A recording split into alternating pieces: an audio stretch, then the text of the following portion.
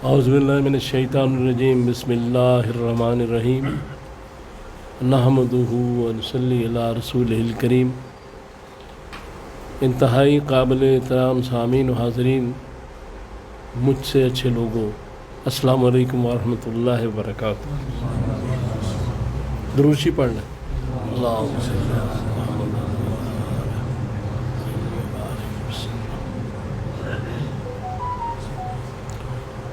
آج کا جو بیان ہے وہ فضائل محمد رسول اللہ صلی اللہ علیہ وآلہ وسلم کے بارے میں۔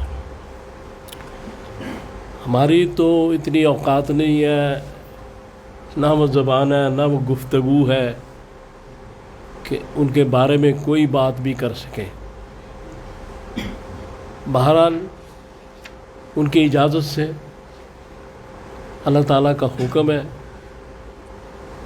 فَنِعْمَتِ رَبِّكَ فَحَدِّثْ، کہ اللہ کی نعمت کا پرچار کرو۔ تو اس سلسلے میں گزارشات ہیں۔ حضور سرور کائنات صلی اللہ تعالیٰ علیہ وآلہ وسلم کے جتنی بھی خصوصیات اور فضائل ہیں،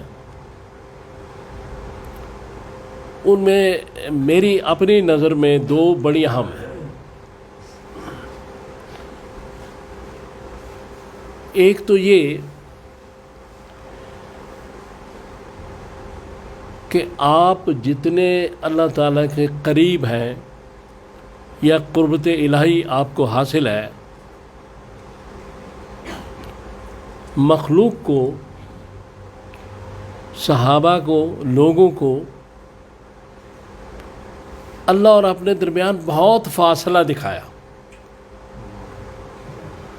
کہ وہ تو بہت پاک ہے، یہ میں بالکل ہی عاجزی اور مسکینی میں قریب ہونے کے باوجود فاصلہ بہت دکھایا۔ دوسری جو صفت آپ کی کمال کی ہے کہ آپ عام مخلوق سے بہت اعلیٰ،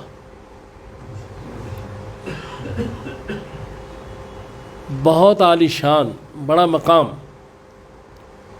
لیکن مخلوق میں اس طرح گھل جاتے تھے کہ بعض دفعہ صحابہ کو مغالطہ ہوتا تھا کہ شاید ہمارے جیسے ہی بشر ہے۔ یہ وہ دو صفات ہیں محمد رسول اللہ کی کہ جو آپ نے ایسی ہی بیان کی کہ کسی نے نہیں اس طرح کی۔ باقی یہ ہے کہ قرآن پاک میں جگہ جگہ حضور صلی اللہ علیہ وآلہ وسلم کا ذکر، باتیں اشارتاً، بغیر اشارے کے واضح بھی بات کی گئی۔ تو یہ جو سورہ احزاب کی آیت نمبر 45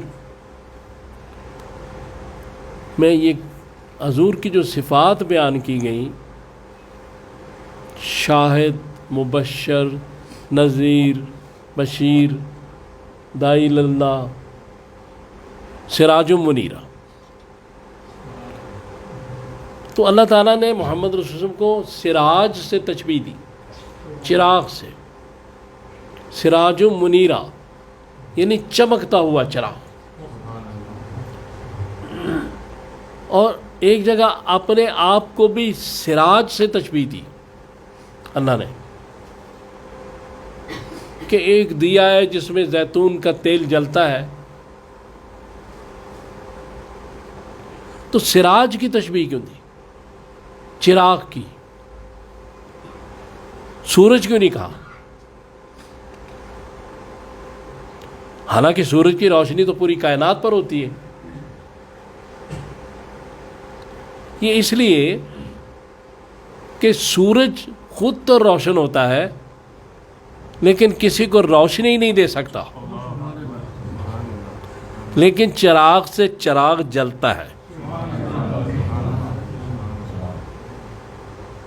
لہذا اس لیے ہدایت کو جو اللہ تعالیٰ نے رسول کو عطا فرمائی یہ کہا گیا کہ یہ صرف مفہوم اس کا یہ بنتا ہے کہ صرف روشنی والے چراغ ہدایت والے نہیں ہیں، بلکہ یہ ہدایت دے بھی رہے ہیں اور چراغ سے چراغ جلا رہے ہیں۔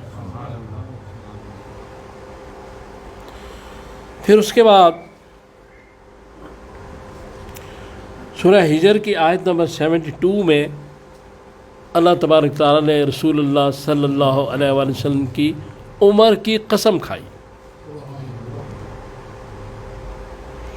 یہ بہت بڑی فضیلت ہے، بہت بڑا یہ حضور کا مقام ہے۔ اور پھر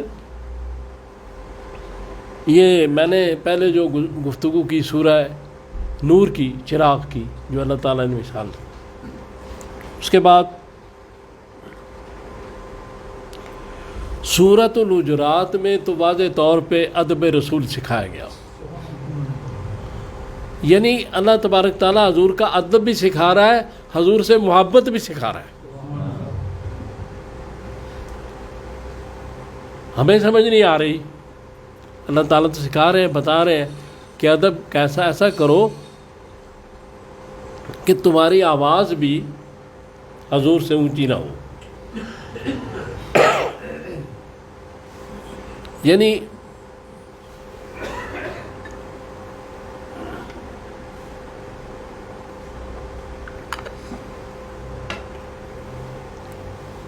آواز اونچی ہو جانا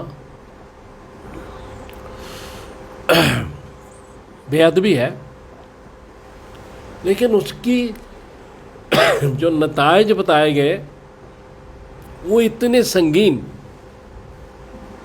کہ اس میرے محبوب کی آواز سے اگر آواز کسی صحابی نے بھی اونچی کی، تہبط اعمالکم،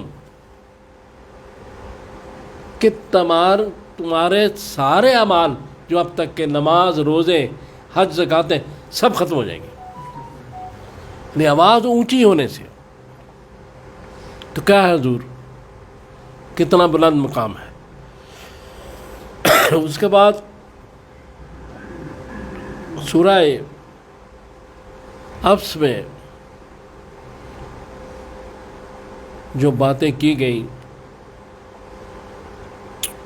اس کے بارے میں علماء نے بہت کچھ لکھا ہے، علماء دین نے، وہیں سے اخذ کر کے میں بیان کر رہا ہوں کہ پہلا جملہ جو ہے وہ صیغہ غائب ہے، خطاب نہیں ہے،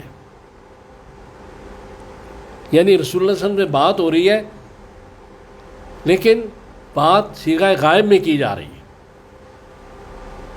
ابسا وتولا، اور اس کے بعد آگے دوسرے جملے میں پھر صیغہ حاضر میں بات کی جا رہی ہے۔ تو اسے مراد کیا ہے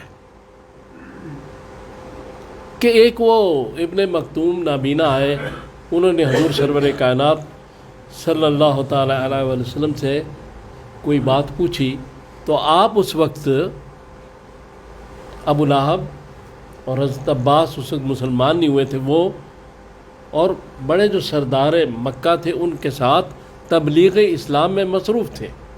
تو آپ کو ذرا یہ ناگوار گزرا کہ یہ تو گھر کا آدمی ہے ابن مکتوم، پھر کسی وقت اس کو بتا دیں گے، لیکن اس وقت جو میں کام کر رہا ہوں کہ بڑے بڑے سردار بیٹھے ہیں، شاید پھر نہ آئیں، تو آج ان کو میں اسلام اور دین کی تبلیغ کر رہا ہوں۔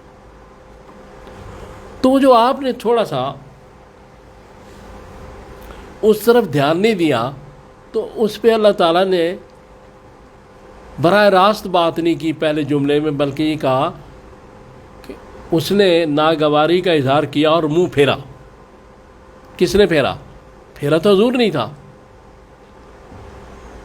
لیکن حضور کے اکرام کی وجہ سے، حضور کی عزت کی وجہ سے اللہ تعالیٰ نے ڈائریکٹ بات نہیں کی۔ اور پھر اس کے بعد دوسرے جملے میں اس لیے براہ راست کی کہ رسول اللہ صلی اللہ علیہ وسلم یہ نہ سمجھے کہ شاید اللہ مجھ سے ناراض ہے تو کسی اور کی طرف اشارہ کر کے مجھ سے بات کر رہے ہیں، لہذا دوسرے جملے میں اس دل جوئی کے لیے براہ راست بات کی کہ آپ کو شاید خبر نہیں تھی اس بات کی۔ تو یہ محبت ہے اللہ کی رسول سے، جو رسول سے اللہ تعالیٰ محبت کر رہا ہے اور ہمیں ادب سکھا رہا ہے رسول کا صلی اللہ علیہ وسلم۔ تو مقصد تو یہ ہے کہ حضور سرور کائنات صلی اللہ تعالیٰ علیہ وسلم اس دنیا میں تشریف لائے، آپ نے جتنے مسلمان کیے کسی نبی نے اتنے نہیں کیے جتنے کام کیے، اور بہت مختصر مدت میں سارے کام کیے۔ اور پھر حضور سرور کائنات صلی اللہ تعالیٰ علیہ وسلم کی ایک حدیث پاک ہے مشکات کی جلد سوم میں، تو اس کا نمبر ہے 5500 یعنی 5500۔ تو اس میں حضور نے یہ فرمایا کہ اللہ تعالیٰ نے مجھے 5 فضیلتیں ایسی عطا فرمائی ہیں، یعنی یہ نہیں کہا کہ فضیلتیں عطا فرمائی، بلکہ ایسی عطا فرمائی ہیں جو کسی دوسرے نبی کو نہیں ملی۔ پہلی یہ کہ میں کچھ مسافت پہ ہوتا ہوں دشمن سے تو دشمن پہ میرا روب طاری ہو جاتا ہے،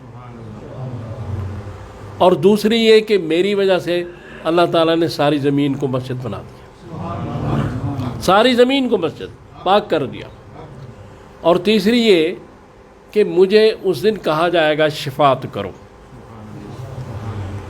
اور چوتھی یہ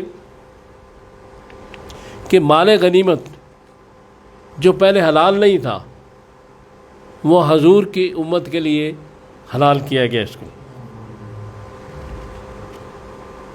اور پانچویں یہ کہ تمام عالمین کے لیے نبی اور رسول بن کر آئے۔ چونکہ اللہ تبارک تعالیٰ الحمدللہ رب العالمین سے قرآن کو شروع کرتے ہیں کہ ساری کائناتیں جتنی بھی 1 2 3 10,000 20,000 1 لاکھ جو ہمارے علم میں ہے یہ نہیں ہے، سب کی پرورش میں کر رہا ہوں، اور وما ارسلنا کے اللہ رحمت للعالمین، اور جس کی میں پرورش کر رہا ہوں اس کی رحمت حضور کے ذریعے ہو رہی ہے، یعنی جہاں جہاں تک میری عبودیت جا رہی ہے وہاں تک میری رحمت رسول کے ذریعے جا رہی ہے۔ تو 2 شعر میں آپ نے سناتا ہوں، اس کے بعد تعریف کروں، کیونکہ بات تو یہ کہ ہم کر ہی نہیں سکتے نا، تعریف کروں کیسے رسالت مآب کی، اندھے سے کیا تعریف ہوگی آفتاب کی، شان رسول ہو گئی قرآن میں رقم، اب ہم سری کیسے کروں میں الکتاب کی۔ تو اللہ تعالیٰ سے دعا کریں مجھے اور آپ کو توفیق دے کہ میں نے جو باتیں کی ہیں ہم ان پہ عمل کر سکیں، حضور کی اتباع کر سکیں، حضور سے محبت کر سکیں، حضور کا ادب سیکھیں۔ صلی اللہ تعالیٰ علی خیر خلقی محمد و آلہ و اصحابہ اجمعین۔